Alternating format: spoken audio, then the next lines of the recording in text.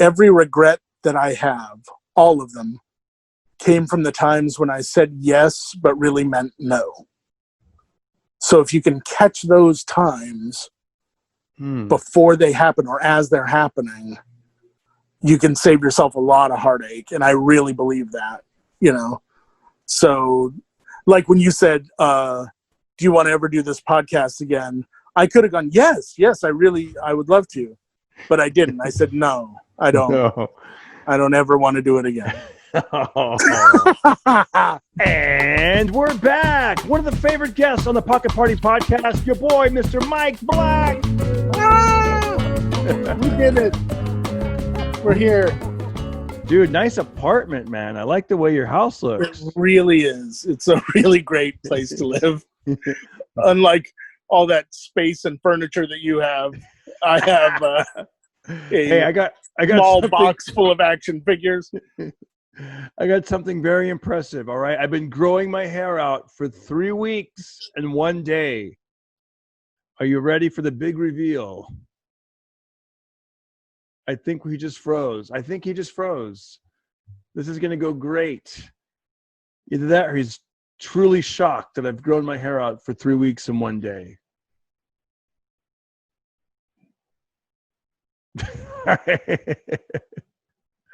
This is hilarious. That's just the perfect place for something to freeze. I said, I'm going to. And we're back. Take what the 2. fudge indeed. I know. We tried this and then it blew off, but here we are right now. Yeah. Number 1 guest. We love him. Here he is, Mr. Mike Black. Whee! Buddy, so are you happy ready to be here. Oh, yes. Dude, are you ready for the big reveal? So I've been growing my hair out for 3 weeks and 1 day. Let's see it. I'm ready. Come on. That's 3 weeks? That's 3 weeks worth. No, you have blue screen on, so it might be hiding the hair. Look, is that I find that if I put something like dark behind it, it shows up more. Oh, yeah, it does. That's cool, right? No. Not they say if you can't say anything nice, don't say anything at all. Yeah. But this is a podcast and you want us to talk. I figure if there's any time to experiment with hair growth, this would be the time, right? This looks like a portion of the genital region of an orangutan. I'm not going to say which portion. You can guess which area. It's a family show. I know. You know what? Wow. I got to tell you, Mike, you know what's crazy is I'll put this down. Your hair is what's crazy. I'll let my hair speak for itself. This is, I don't see, not that my hair looks great. My hair looks like a really weird Bond villain now because I've got these gray temples on the side. I look like if Dr. Strange caught a disease. Yeah. But I don't see how, and I mean this in a constructive way and as a friend and in complete support, I don't see how you can have that hair after 3 weeks and still believe that God loves you. I don't see how you can think that things are going my way, things are going to pick up, I'm going to lead a good life. I want to show that to the hair club for men and tell them whatever you guys are spending, it's worth it because at least it's not what's happening. All natural, right now. Bro. All natural. That's nothing to brag about. That's nothing to be excited about. Yeah. That nature did this to you is not good. I know. Yeah, my son's like, hey, you're turning into 2014 Darren Carter. But I'm like, even back then I had more hair. It's like 2014 Darren Carter is a dream come true compared to 2020 Darren Carter. Compared to this. I got to be honest, though. You know what's... Oh, go ahead. I was just going to say, keep in mind, in 2020, everyone has been shoved in an apartment and we're all basically in a monster factory because everyone just looks idiotic right now. Yeah. I've seen the most beautiful women in the world dressing like substitute teachers to go out and buy things. You remember that look where like a skirt made out of jeans Yeah. and like a hot pink sweater, you know, like with a kitten on it or something. It's like, this is not how you dress in public. But that's, people have gone that crazy right now that they're like, oh, this is acceptable. Yep. That's why I'm like, I'm going to do it. Okay. I don't know what's happening.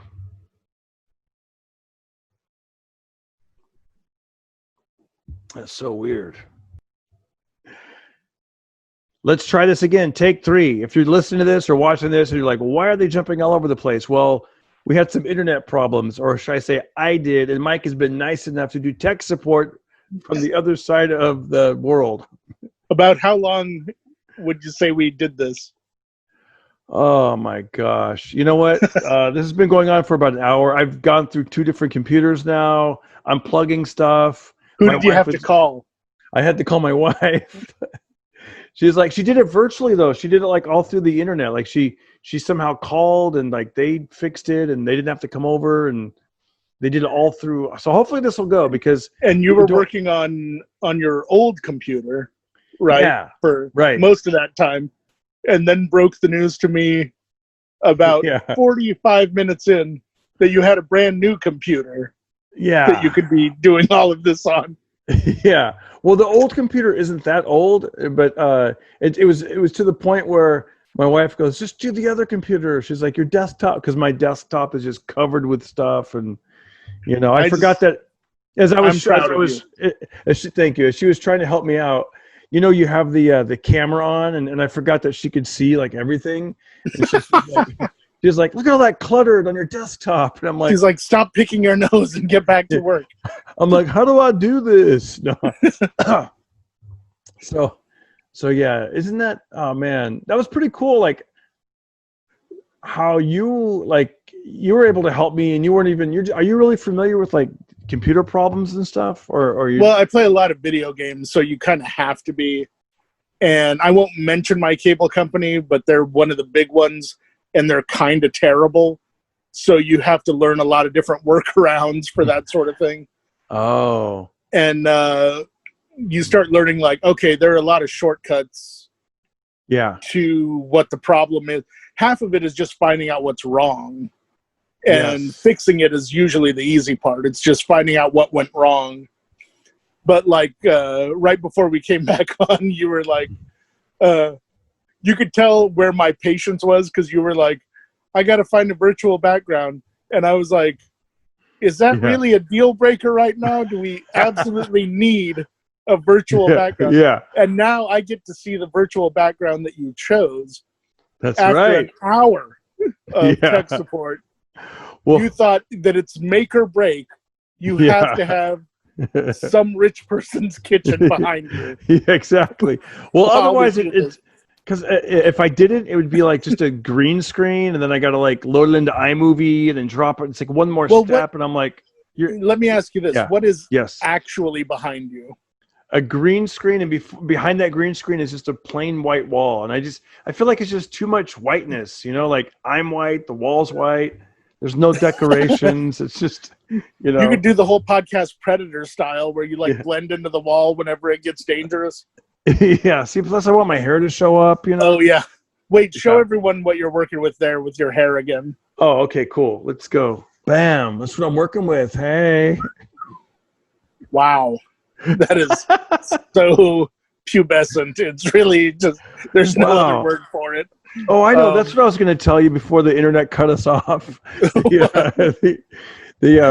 Mike, I don't know when the last time. Listen, I actually put hair gel in the other day. I put hair gel, and that's something I'd forgotten how good hair gel smells. I hadn't smelled hair gel on my own head in years.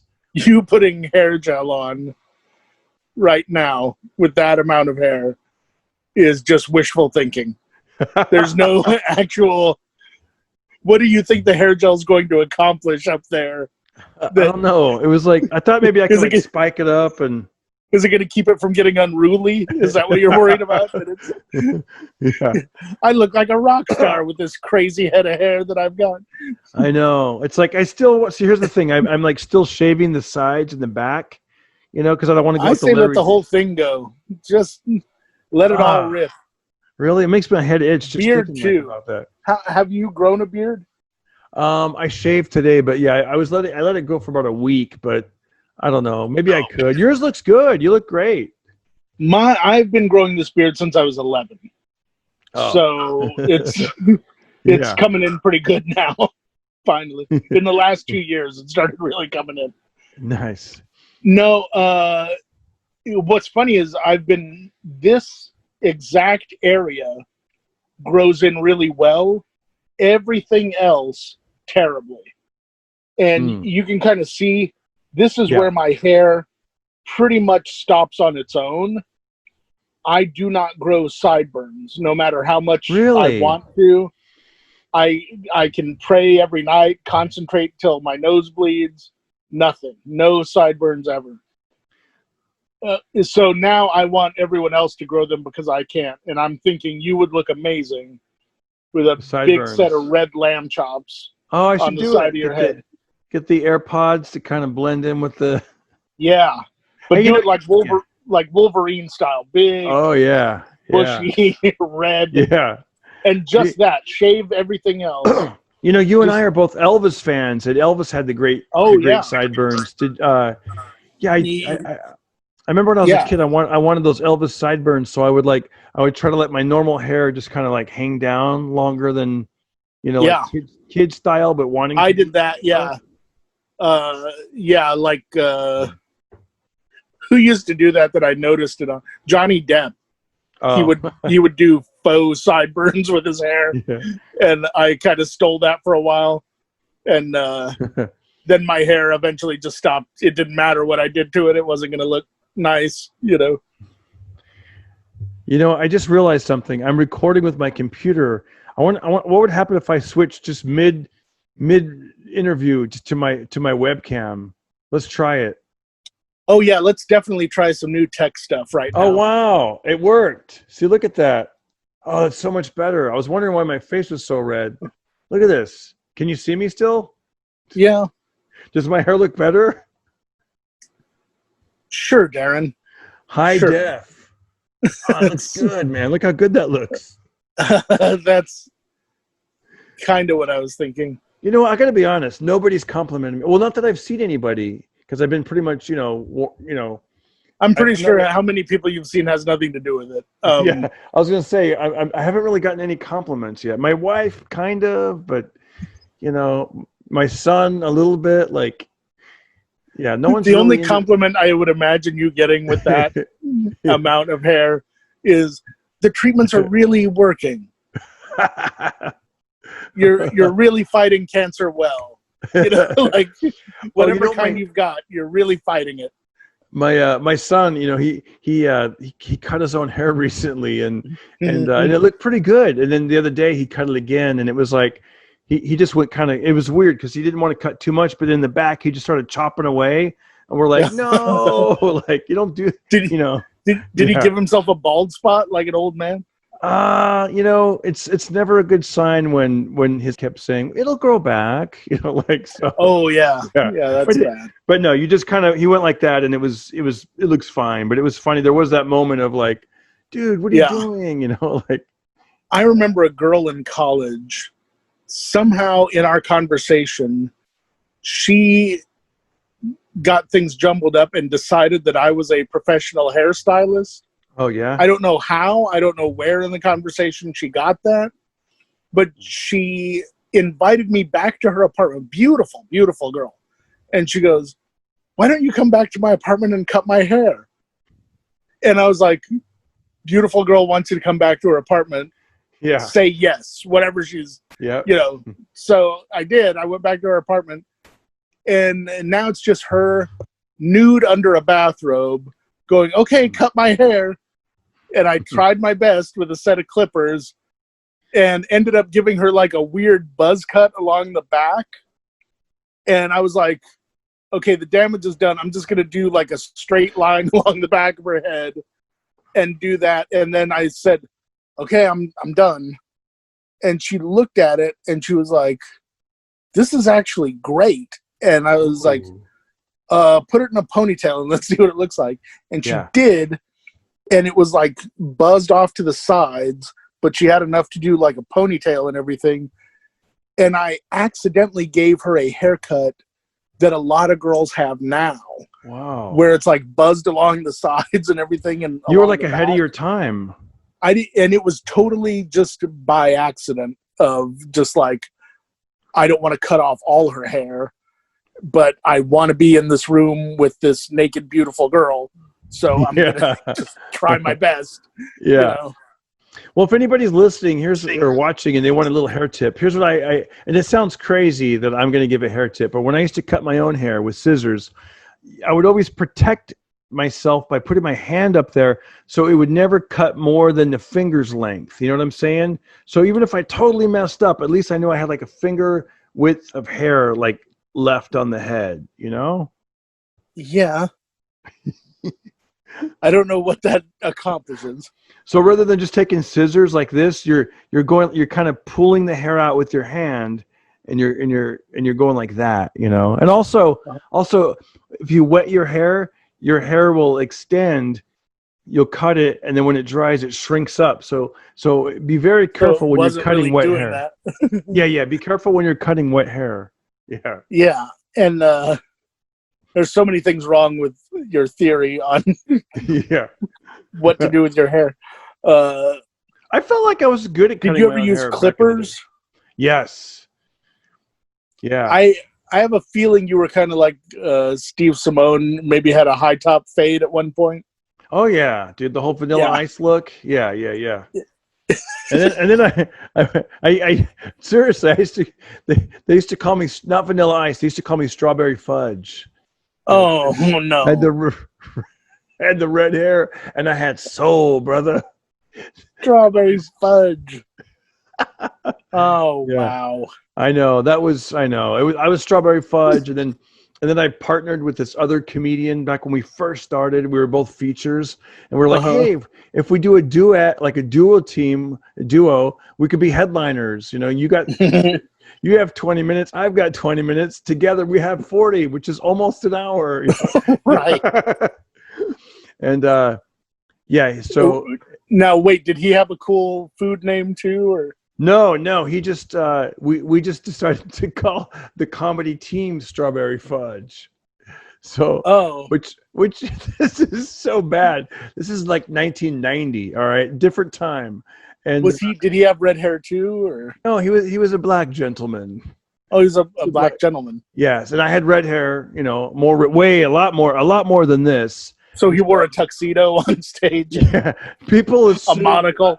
They assumed that I was Strawberry and that he was Fudge, and so you were counting on the racial prejudices of the audience. That's exactly villain who was who. Hey, it's Strawberry Fudge, and I remember like we were trying to get like. I love that like some millennial has stumbled onto this and thinks you're a monster now because of that. I know. Well, I remember we immediately decided it was a bad idea. There's a couple shows. One, you think? Yeah, one is where we threw out, because the idea is that we would throw out candy, you know, like at the audience, because we were thinking, hey, everybody likes candy, you know, and then and then they threw it back at us, and that wasn't very fun. Oh, wow. Then we did a show when we were in Oakland, and somebody yelled out when they introduced us Strawberry Fudge. They yelled out. Remember, this is 90. They yelled out. Somebody called us Strawberry Fudge Packers, and we were like, you know what? Let's just go by our regular names and do our own. Where was this? What part of town was this? This is in San Francisco Bay Area, up near San Jose. Yeah. In San Francisco, they called you the Strawberry Fudge Packers. Yeah. Wow. Like Oakland. The show was in Oakland, to be honest. Oh, okay. I was like, you would not expect that of San Francisco. No. In Oakland, it makes a little more sense. Well, it was the idea is that we were going to do. Okay, so I was leaning more towards just being a stand-up. You know, like I would do the jokes, the stand-up, and then he was kind of like doing like more like parodies. So I'd be like, "Take it away, Fudge," and then he would do like. Like song parodies, because he had this dream that he wanted to be a singer. So yeah. I love all of this. This may not have worked in real life, but it would make a hell of a buddy comedy.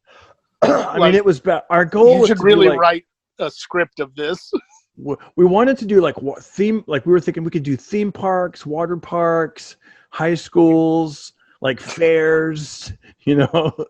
Dude, you want to hear our intro? Our intro was like I'd go, yes, Darren Carter, and I forget his name. I'm Bill, blah blah, whatever. And he goes, you forget your partner's name. Well, he had different last names. I don't remember what his real name was, but he goes, and together we're Strawberry Fudge. We're hip hop comedy on a vaudeville tip, and then we both go, boy, and like fold our arms, and we'd go back to back and go, boy. Yeah, this is my favorite thing that's ever happened. We actually got on the radio on a KMEL back in the day. One of our song parodies would get on the air, but you know. Who was the guy that used to think he was one of the Beastie Boys in comedy? Did you guys open for him? Barry something. Barry Sobel. Barry Sobel. Yeah. Barry Sobel. Yeah. You guys should have opened for Barry Sobel. That would have been hilarious. I know. Man. It was one of those things where, you know what it is? I think because I knew this. I went to high school with a guy that his song went all the way to number one, like in like I want to say like February of '90. So his name is Timmy T. Shout out to Timmy T. And so we got to open for him. So I think it just blew. Do you remember Timmy T's song? Yeah, One More Try. One more try. It's been a long time. I don't know it, but yeah. Do you remember One More Try? I think I've heard that song. Yeah. Living all these lonely nights without you. Oh, baby, couldn't we give it one more try? Oh yeah, a lot of people got to second base on that song.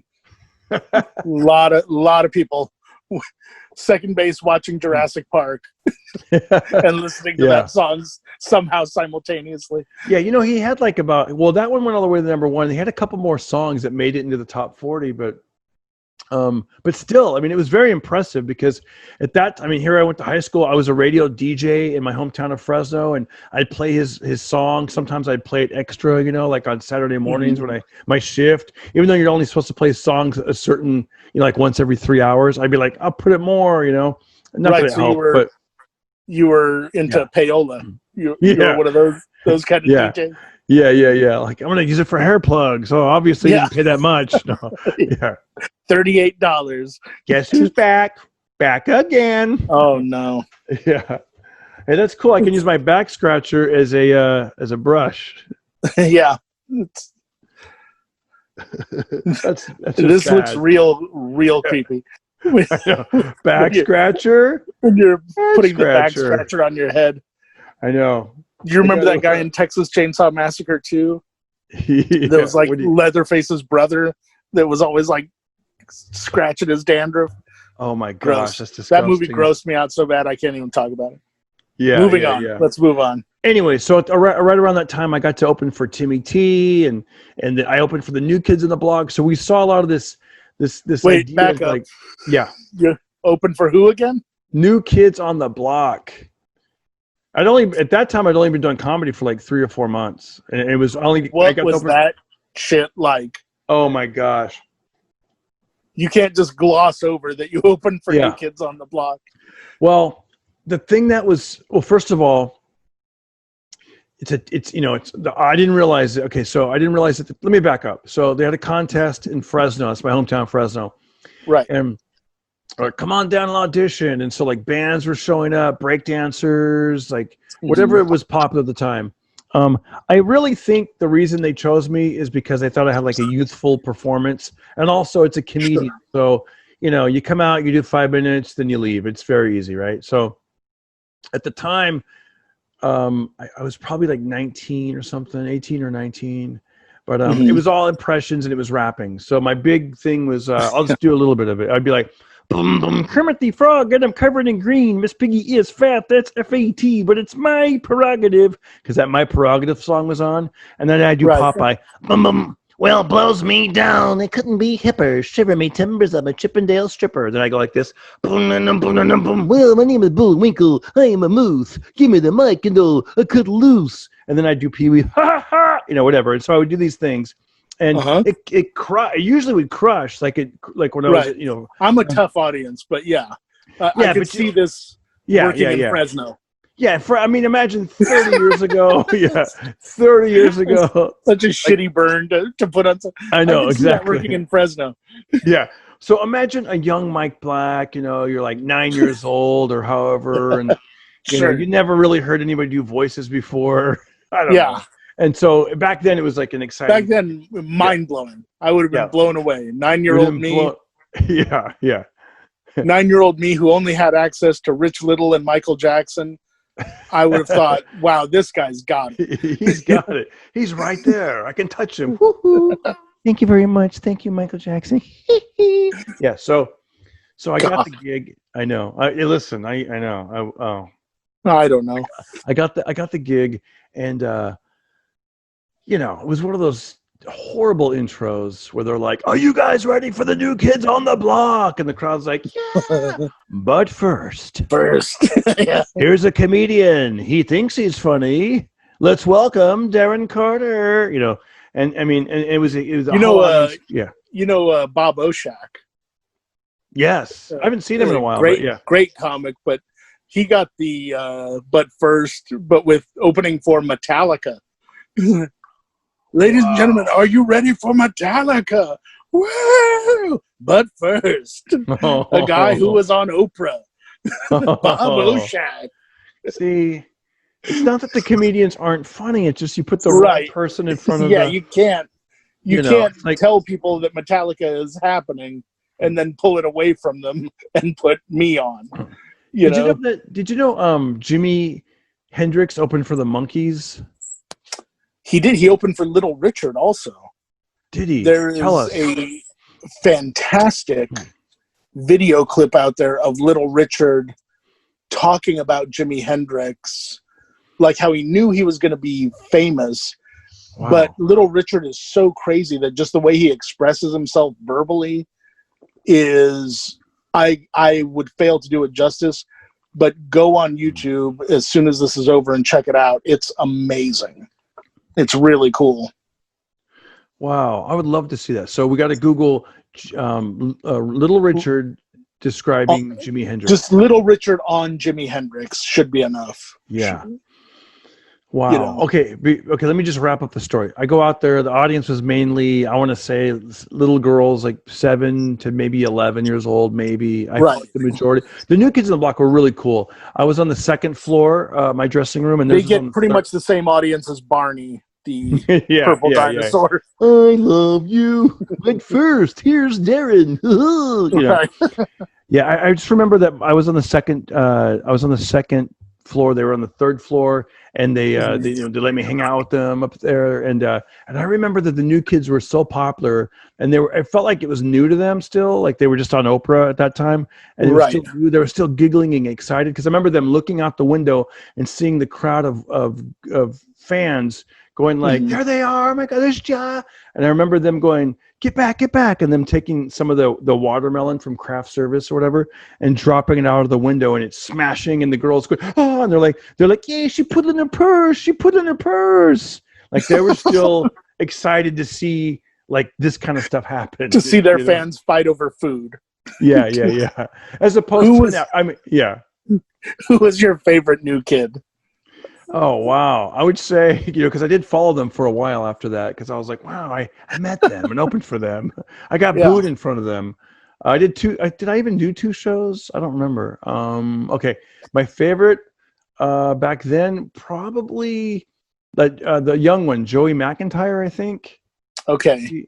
Joe McIntyre, I think that's I didn't really have a favorite, but I thought he was cool. I liked all of them, to be honest. Now, was Joey McIntyre, so he wasn't the Wahlberg. Right, he wasn't one. No, that was. Yeah, I don't remember. I think Donnie Wahlberg was supposed to be, Mark Wahlberg's brother. Now, did Mark Wahlberg, was he there? Did he visit at any point? Yeah, they were all there. Oh, really? Yeah. All the Wahlbergs were there. Oh no, I'm sorry. All the new kids were there. I wouldn't even know if Mark Wahlberg was. I don't think he would be in Fresno at that time. I don't think he would be there. But yeah. It'd be funny if you big timed him back then. I know. Like, I'm on the show. Yeah. this is pretty much for talent only in this room, so Yeah. you can wait outside. That would be fun. Have you ever opened up for anybody huge like that? Like any big stars or anybody big? Well, Dice in Vegas, that was a lot of fun. Was the audience rowdy like that? Were they like, "Oh, hickory dickory dock," or were they yeah, actually listening to you? a guy was trying to impress his girlfriend by throwing money at me on stage, and I kind of did crowd work with him, and I was like, "You're throwing 20s up here. This isn't the amount of money that's going to impress her. Wake me when you throw like 100." And so he threw 100, and he did that like 3 times. Wow.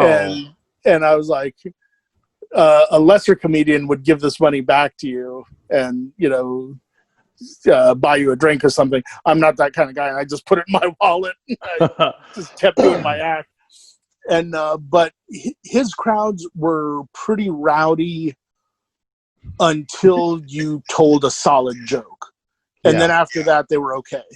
And like the worst that would happen is like they would just overshout you so you couldn't tell a joke. And then you would what I would do is I would just wait it out and then say like, do you really think he doesn't know that I'm up here?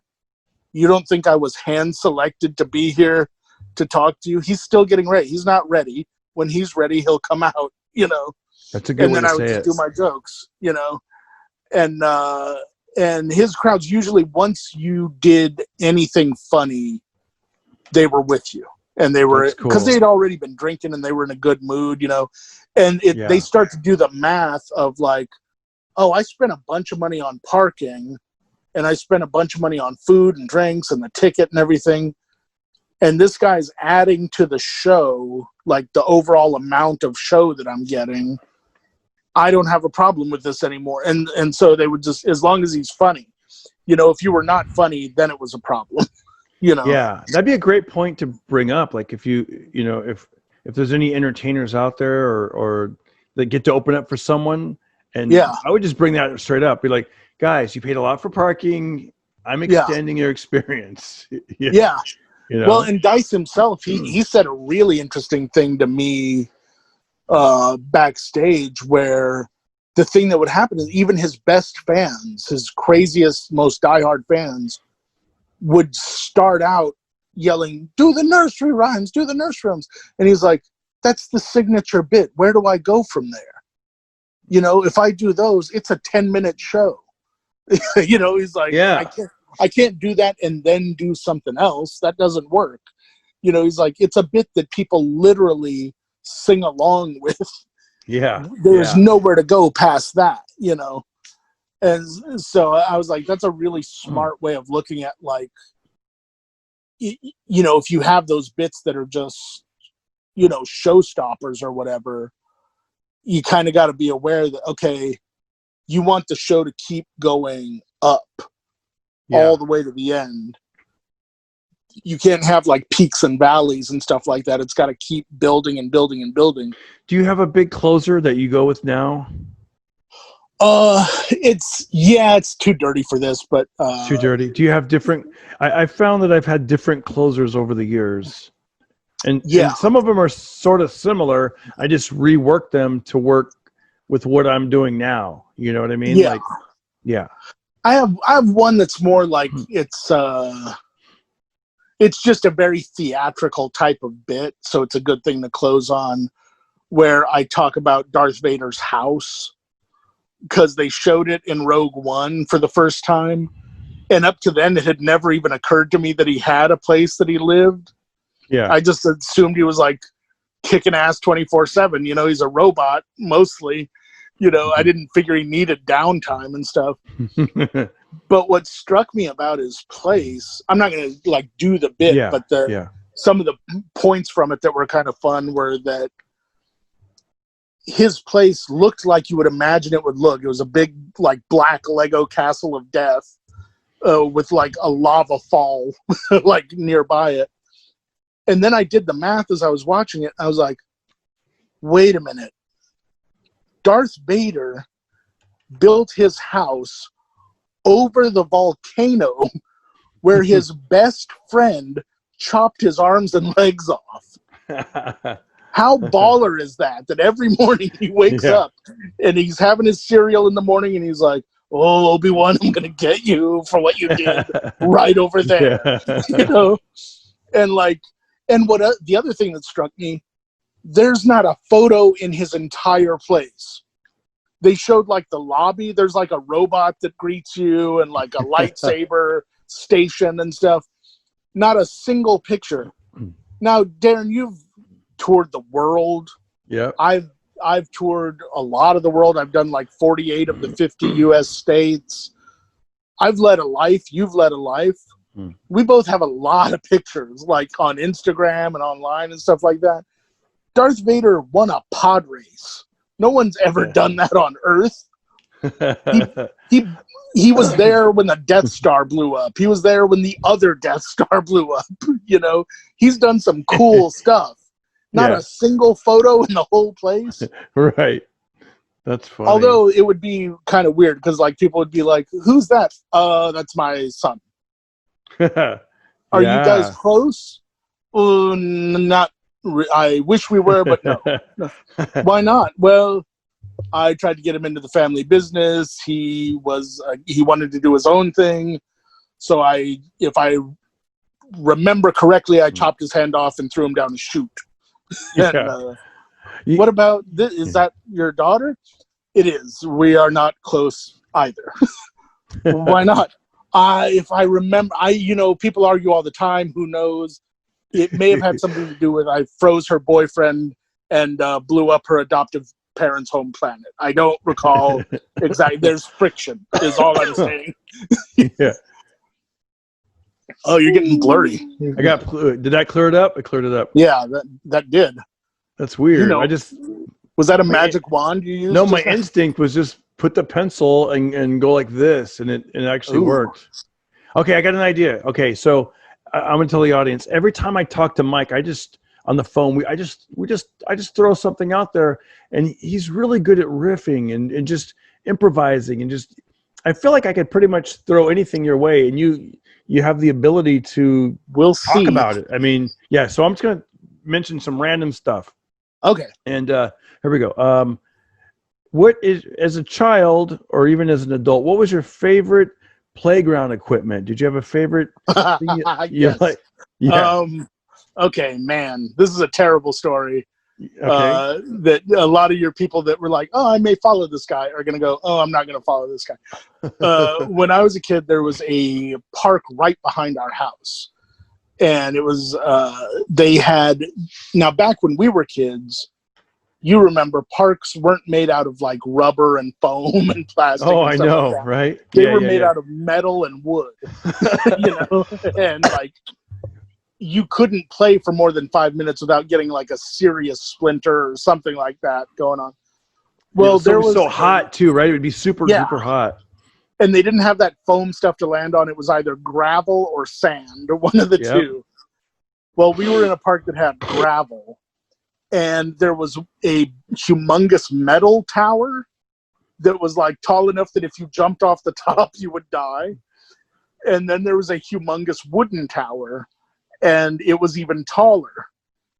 And the wooden tower was all jacked up. It looked like a bad construction site. Yeah. And one day I was alone at the park, and I thought, you know what? I've never done it. I'm going to climb to the top of the wooden tower. No one's here. I'm doing it. So I climbed all the way up, and it took a while. It was like a Hobbit type journey to the top of that thing. I took a break halfway through, and then, I made it all the way to the top, and I look down, and I'm all excited about what I did. And I see some little kid, some like nerdy little kid that I've never seen before. He's just sitting there playing in the gravel, minding his own business. And I'm like, you know what? Let's make friends with this kid. Plus, I want someone to see that I climbed to the top of the tower, Yeah, yeah. And so I go, hey. And he goes, yes. And I go, I bet you can't climb up here. And he thought that I was questioning his right to climb up there, not his ability. Yeah. And so he looked back at me and he goes, I can do whatever I want. And I was like, okay. So he starts climbing up. About halfway up, he takes a bad step and starts falling down the wooden tower. But he hit every possible piece of wood that you could hit on the way down. You know when someone falls and they land on the ground in a way where both of their feet are pointing the same direction? Yeah. Where they got real jacked up, you know? He was lying like that, and like this, like his shoulder was up in his ear, and he just goes, ah, ah, ah. And I was like, cool, I gotta go. So I just went home. I was like, I don't want to be here for this, for whatever is happening with this kid. I told that to a friend of mine recently, and he was like, so you left him for dead? And I was like, it's a public park. Someone was going to find him. I'm sure he's fine. He's like, you don't even know if he's alive or dead, do you? And I was like, they would have said something in the news if that kid had died. Because you're like, you can't climb up here. But you meant like, you can't, you know, and he's like, yeah, I meant like, like you probably can't. And to be fair, he could not. Yeah. He didn't climb up there. He failed miserably at climbing up there. Okay, here's another one. That was a good one. What about your favorite snack to eat at a movie theater? Ooh, at a movie theater, it would be, and I was turned on to this recently, buttered popcorn with Raisinets on it. Oh, I've done that. You sprinkle Raisinets on it. You can only do it while it's really hot. Yeah. The popcorn has to be hot and the butter has to be hot, and gets it nice and melty, and then you will poop like a goose later on. That's funny. Okay, here's another one for you. Is there a certain type of music when you want to maybe, I'm not going to say cry, but you just want to, let's say you do want to, you're like, you know what? I'm not feeling very happy. I want to hear some music and just let that mood just really just stay with me for a little while. Maybe take a shower and hear some of that music that's going to bring out the... Tom Waits does that for me a lot. Who else? The Police, oddly enough, a lot of their music bumps me out. Oh, I didn't think... I thought it was the actual police. Not the actual cops. Police. No. Yeah, if you want to cry, the Police are not a bad way to go now. But... What is it about the Police? Is it memories of like growing up or something, or? Their music just seems really sad to me for some reason. Like I'll be watching you. It's all very literal, but it's almost all about lonely people. Yeah. And or about how society is crumbling. One of the two. Yeah. You know. And never thought of it like that, but yeah. I'm a lyric person. Like I really. Me too. Lyrics. Counting Crows will jack me up real bad. Like I make it a point to not listen to them very often because a lot of their lyrics are real sad. Elvis Costello, he can get you really upbeat or really sad depending on what mood he's in. You know. You know how I don't know if you're like this, but there's sometimes if I hear a song like the first time I've never heard the song. I don't really have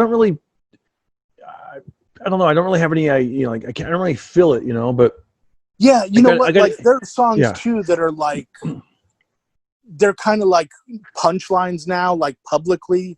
Yeah. But if they catch you in the right mood, you're like, oh shit. Like The Gambler by Kenny Rogers. Yes, I love that song. Amazing song. But a lot of people are like, whoa, The Gambler, whatever. But then they listen to it like from beginning to end, and you're like, "Oh, this song cuts pretty deep." Yeah, and you can picture that happening. Especially if you've been doing like road work or anything like that. Yeah, that song can really hit home hard. Yeah. Oh, my dad got to see Kenny Rogers live before he passed away, and he told me the funniest story about how Kenny Rogers at the end of his show, kind of just to get people excited about merchandise, he would throw out a few frisbees at the audience, like Kenny Rogers frisbees. Oh, cool. and he would throw them at the, the lower part of the audience.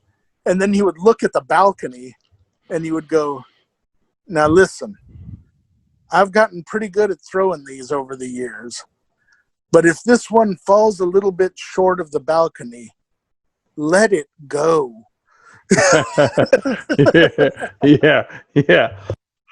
That's hilarious. Yeah. Like, you could tell someone hadn't, Right. Someone dove for it and nearly died. Yeah, I always like The Gambler, and I love Coward of the County. It's another great song, right? Oh, I love, yeah. And my favorite one is Ruby. Yeah. Don't take your love to town. Yeah. And it all comes down to that very, very last line of the song where, his slutty wife is going into town to meet some guy. And the very last line of the song, he goes, "For God's sakes, turn around." Yeah. It's so great. How about... Oh, can I tell you another Kenny Rogers story? Yes, please do. That's very, very... just gives you an idea of how cool he was.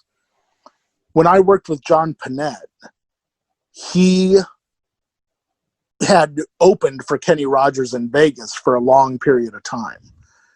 And, Kenny ran a family show, the family friendly, and John is for the most part family friendly, but he's from Boston. Occasionally some stuff's going to slip out every now and again. So he said a bad word during the show. The talent booker or whatever gave Kenny a bunch of crap for it. So Kenny goes, "John, I have to fire you because of your language tonight." And he goes, "Oh my God, I'm so sorry." And he goes, "No, I'm sorry. I hate losing you. You're really funny, but I got to let you go." And he goes, "So, stay through the end of the week. You have the hotel through the end of the week." Couldn't be nicer about it, but he had to let him go. Panette tells me, "I didn't make it back to my room before there was a message on my answering machine saying, 'Call this number immediately.'" He calls the number and he goes, "Yeah, this is Vince Pinnacata over at Caesar's Palace. I'm the talent booker here. Kenny Rogers said you might be available right now to work here." And he was like, "Yeah, I'm available. Who would I be opening for?" He goes, "Mr. Sinatra." Wow. So he fired him and got him a better job. Wow. And he got to open for Frank Sinatra until the week that Frank Sinatra died. Dang. And that week, Don Rickles came in to do the final week with him. Wow. And he even got to do a show where he kind of like passed the torch to Rickles. Wow. And, so it was like, that's how classy an act Kenny Rogers was, that even when he fired someone, he got them a better gig, Wow. That's so cool. Isn't that an awesome story? That's a great story. Yeah, I read online, I think Rich Scheidner said that Kenny Rogers paid him to open for him and or to write jokes or something like that for him. And do you know that story? I don't. I know Rich Scheidner, but Scheidner. I always say his name wrong. Yeah, Scheidner. And I guess the gist of the story is he ended up like paying him and everything. And I don't even know if he used the jokes, but I know what it was.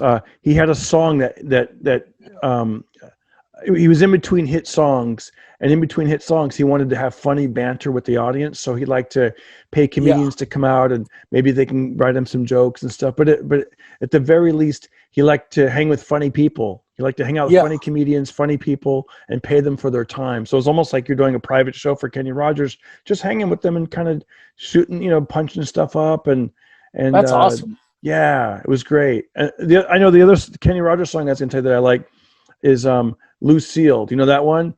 Oh, yeah. You picked a fine time to leave me, Lucille. Yeah, man. And it was all about like the crops are dying and everything's going wrong. And now you're going to leave. Yeah. Okay. Here's the hook. You picked a fine time to leave me, Lucille, with 4 hungry children and the crop in the field. Yeah. I've had some bad times, lived through some sad times, but this time you're hurting won't heal. You picked a fine time to leave me, Lucille. Wow, sad. Yeah. Yeah, country Wow. music can do it, you know. It can mess you up real good. I heard a song I hadn't heard since I was a kid the other day called The Southern Cross.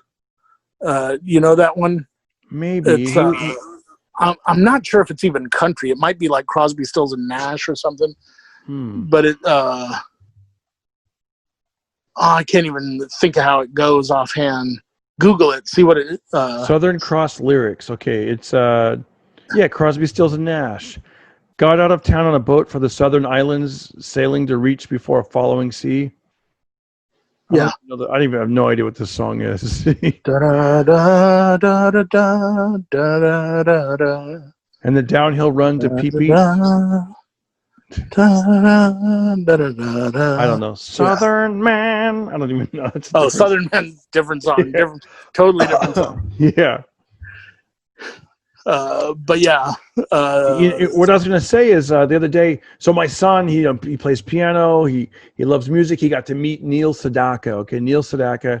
And I probably told you that before. He's been to the concerts, and there's something cool. Like if you're a musician and then you get to meet a musician that you admire.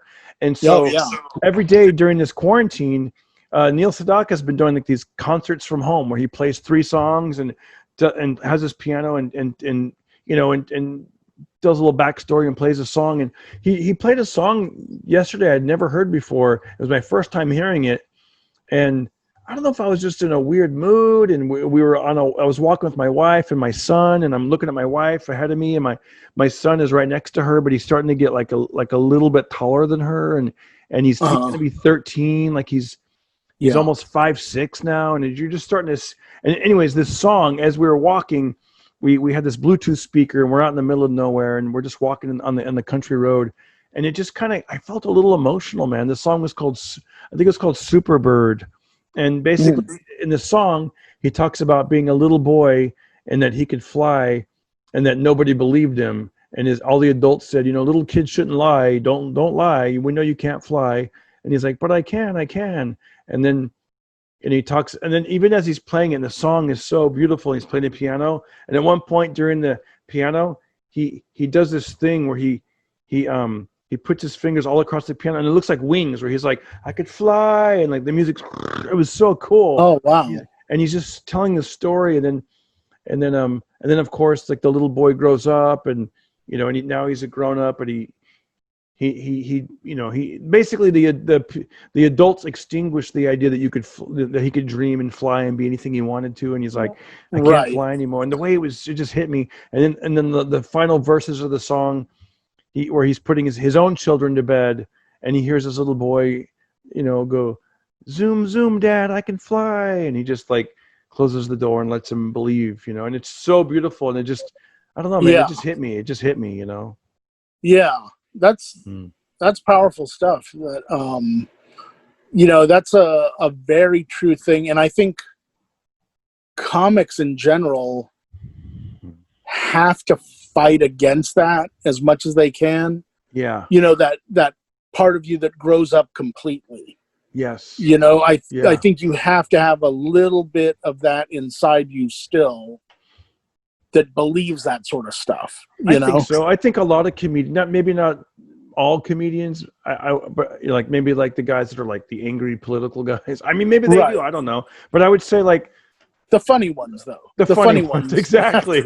The funny ones, you have to have like a certain, thing, right? Like I do. And even like the political ones, they may not have that particular thing, but they have a sense of mischief that you get as a child. Yeah. That can get beaten out of you too. There's like, yeah. Oh, I was going to say there's a thing, because we like you said, maintaining our youth. Dang it. Let me tell you this one line. Oh gosh. Okay. Hang on 1 second. And then we'll wrap this up, because I love this. There's a country song. Did you ever see The Mule with Clint Eastwood? The Mule, where he's a drug runner and he's an old man, and he's. Oh, you know what? I haven't seen that yet. That reminds me. I need to see that. Great movie, and my wife is a huge fan of Toby Keith, and I like his music. But let me tell you, there's a line in one of the songs. It's the final song in The Mule, and it says the song is called "Don't Let the Old Man In," and he's talking about like as you get older, don't let that old man in, and Toby. I think Toby said he came up with it when he and Clint Eastwood were hanging out, and Clint was like, hey, don't let the old man in. And there's a line in that song, I love this. It says, ask yourself how old you'd be if you didn't know the day you were born. You know? Ask yourself how old you'd be if you didn't know the day you were born. Like, do you feel your age now? Like, could you be, like, do you picture yourself a certain... I feel like my spirit is very, very young. Like, it wants to do things. My body is the one that is constantly reminding me of how old I am, you know? But like, if it was just what's going on in here, there is so much that I would be down to do if I could just physically do it, you know, or just have the energy. Like I feel like I'm 30 something. I'm probably 30 something in my mind, maybe, or even, right. Even probably younger. If you're just going off stuff that you would be happy to do, you know, but like, one of the jokes that I was doing for a while was I've hit the age where I now talk about naps the way I used to talk about sex, where I'm like just as excited and just as like, oh, you wouldn't believe the nap that I had yesterday. It was so good. Ooh, I was drooling. It was that good. You know? I had 2 pillows, a menage a trois. As soon as I woke up, I was ready to nap again. It was that good. Oh my gosh. You know, I think some of the best naps I have is when you're on the road, you're in a hotel, you've done radio, you know, so you've done your work for the morning, and you know you got that. Let's say you get back and it's like 10 o'clock in the morning, and your show is not till like, you know, you don't really have to be in the shower till 7. There's something about like you've done your work, you've traveled across the country. Yes. Now you can just shut those curtains, crank the AC. And get that 3 hours of sleep, man. It's like, doesn't it feel great? And it doesn't sound like much, but that's a good 3 hours too. That's real sleep. Yeah. When I say 3 hours, I mean you've already slept for the night, but you had to get up early for radio, right? But now you know, or like maybe you slept on the plane. Worst comes to worst, but you know, in the Thor comic books, his dad, Odin, who's like Zeus, he's like the god of gods. Yeah. Every once in a while, his power will get so depleted that he goes into what's called OdinSleep, where it's like a hardcore sleep that he can't be awoken from, and it'll last like 1,000 years. Oh, wow. And I was like, the older you get, the cooler that power sounds. You know, you're like, oh, I wish I could go into OdinSleep for 1,000 years. I'm going to look that up. Is it ODIN? Yeah. Or something? OdinSleep. Cool. Well, Mike, it's great talking with you, and I'm glad we figured this out. And I'd love to have you back on, man. And I think we got it down. Never again. And I know. You'll be in the. These were way too much for me. OdinSleep. Yeah, I'm out. Yeah. In closing, any words of wisdom, any uplifting things you want to tell people? No, not really. I mean, the best advice that I ever heard, which was from the movie The Kid Stays in the Picture, and it's Robert Evans, and he was talking about his life, and he said, every regret that I have, all of them, came from the times when I said yes, but really meant no. So if you can catch those times before they happen or as they're happening, you can save yourself a lot of heartache. And I really believe that, you know. So like when you said, do you want to ever do this podcast again? I could have gone, yes, I would love to. But I didn't. I said, no, I don't. No. I don't ever want to do it again. I'm kidding around. All right. Don't let the old man in, Darren, for God's sake. Hey, kid, I bet you can't do my podcast again. Yes, I can. Conk. No. Yeah. Mike, I love you, man. You're the best. I love you too, buddy. All right. Thanks again, and I'll see you soon. He's All right, back. bye-bye. Thank you, Mike. See ya. See ya. We're done with this interview. Thank you again for watching this video. Slap like, give it a nice thumbs up, share it with your friends, and hopefully I can get this kitchen remodeled and take care of that weirdo back there in the window. Listen to the Pocket Party.